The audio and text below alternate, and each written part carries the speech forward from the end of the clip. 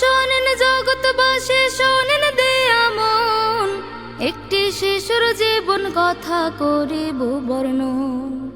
একটি শিশু শিশু তো নয় পূর্ণিমারি আলো, মা আমিনার কোলে এসে জগৎকে রাঙালো। জন্ম যেদিন হলো শিশুর মা আমিনার ঘরে, পিতামহ মুত্তালিবের খুশি কি আর ধরে।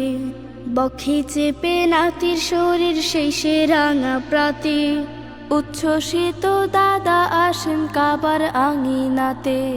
গোত্রপতি বলেন যে আব্দুল্লাহর আওলাদ, আজ থেকে এই চাঁদের কণার নামটি মুহাম্মদ।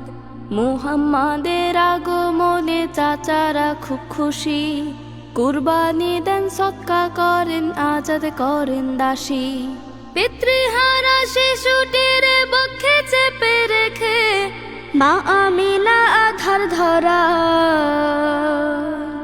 কেবল আলো দেখে। সব মানুষের সেরা যিনি, আল্লাহ তাআলার বন্ধু তিনি, রাহমাতুল লিল আলামিন